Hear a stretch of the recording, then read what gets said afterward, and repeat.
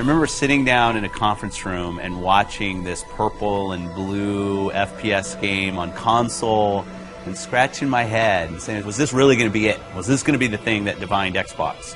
And obviously 10 years later it proves that that was the kind of the seminal moment for us, the beginning of Halo as an Xbox game. Not only did Halo 1 bring the FPS to the console, it also brought story. Cortana. I've spent the last 12 hours cooped up. The combination really established sort of a new genre, if you will, of FPS console story expectation. Halo did a lot of really conventional storytelling through cinematics and cool voice acting and great music, obviously.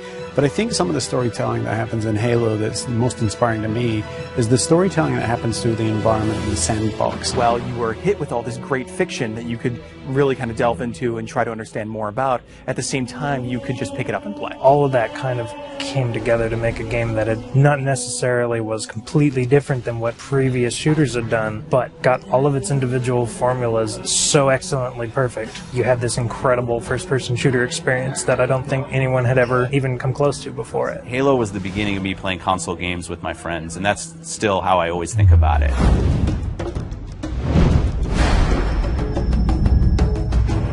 I think people have been asking for a remake of Halo 1 since Halo 2 was announced. I like to go all the way back to the day that Xbox Live came out, and the demand for Halo 1 and the ability to play, say, co-op over Xbox Live kind of started, and it built up over the years and over the years. It was the perfect timing since the 10-year anniversary was coming up. It occurred to us that there's this entire generation of people who never played the original game. If you're an 18-year-old gamer today, you were 8 when Halo came out. We did due diligence on a number of partners. The number one requirement was that it didn't impact gameplay at all. You have a classic. You have something that's just magical, right? If you go and tinker with it, you're going to lose that magic. What we really needed was someone who could work with our existing physics and gameplay engine. Saber popped up really quickly. They're like, yeah, we can do this. We can make the game look like a current generation game, and we can do it by using the original Halo 1 engine. The gameplay in Halo 1 is what's called deterministic. In other words, if you feed the engine the same input, the game will behave in the same way. And if you can apply this principle across the network, you can have two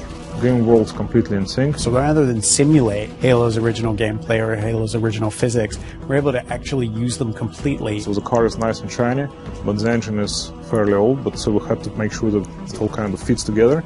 And then we had to speed up the engine to make sure it works in today's world. We've done some deliberate things. The library is easier to navigate now. We use lighting and textures to make it a little bit simpler. The pillars are covered in holograms on one side, or they're more decorated on the other side. From what we've noticed, it actually seems to help people that aren't familiar with the library figure out where they're going. Truth and Reconciliation is one of the best examples I can give. If you come to that first interaction and then you make your way towards a cliff, you can look up and see this unbelievable skybox. And so having all these updated graphics has really made the game, to me, just more immersive. I still remember the first time I saw someone switch the graphics. I didn't know that was actually going to be a feature, so I saw someone do it. In a lot of ways, it was a very, very fine balancing act. Because again, we're running all the original Halo 1 animations, so it's the original Halo 1 skeletons for those characters needed to be rebound into the updated meshes that we had brought over from Halo Reach and from Halo 3. For example, the Elite actually has an elongated neck, so they're a little bit more squat and compact. Cracking the case in 30 seconds.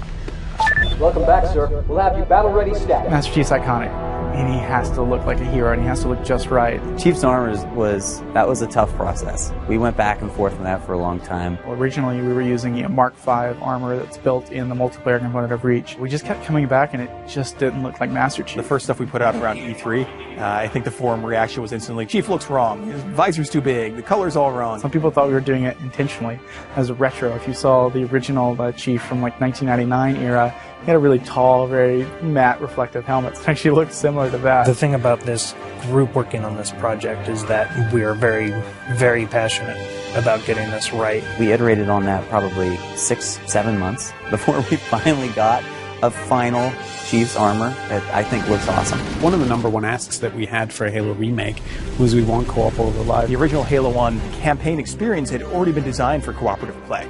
You notice when you were getting out of the initial cryotube, there's actually 2 cryotubes for the first cinematic. It definitely creates another challenge for us when you're playing with somebody else, but we obviously wanted to support that. The code base was built 10, if not 15 years ago, so we had to figure out how this code base is structured, how it was designed. We had a lot of people work really long hours to make it happen and to really code it ultimately from scratch. It's pretty seamless, so you'll go into the campaign lobby, and there you'll see your friends who are online playing the game. You fire off an invite to a friend, and they'll be able to join you, allowing you to play what was originally a split-screen cooperative campaign experience, now across live. Skull on. Classically, skulls in Halo tend to affect behavior, which means the AI needs to support those behavioral changes. How do we create something that alters gameplay? Well, one of our fundamental tenets is keeping gameplay the same. Skulls are one of the tools we're giving the player that if they do want to change their gameplay experience a little bit, they can do it. The benefit to this is that most of these skulls are brand new. You've never seen them before, you never played them. Like Malfunction, where random HUD elements disappear whenever you respawn. Boom is a skull that increases the radius of explosions, making explosions more dangerous both for the Covenant and for the player. That in combination with something like Grunt Funeral means that you become very afraid of grunts. We must continue. This way, please. There are a few features that got into the game that turned out better than we expected, and 3D is probably the number one. It was unexpected, it was a bonus, and I don't see 3D very well, but it really worked for me. So for some reason it just pops in Halo in a way that it doesn't in other games or even movies.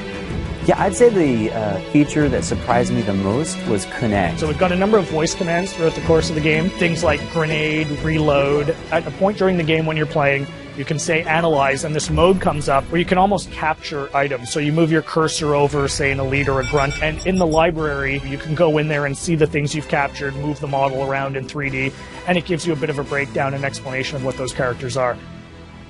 For me, when I think about Halo, I think about looking around and just the scope and the scale of everything. This is the game that started it all, and people can really dive in and play and remember what it was like to play it 10 years ago, and if you didn't play it 10 years ago, you can see what it was like 10 years ago. It's the quintessential walk down memory lane with a much better visuals. Ultimately, the thing you learn is it doesn't just look modern, it feels completely modern. Completely remastered campaign, great additional features like co-op over live, skulls, terminals, 3D, Connect, and multiplayer. Once you see it for yourself, I don't know, really, it's a pretty awesome experience. There's a lot of stuff in there for $40. We're actually really excited about the fact that there's so much there, and it's a real smorgasbord of stuff for people who enjoy Halo. One of the best values that you'll find this holiday season by far.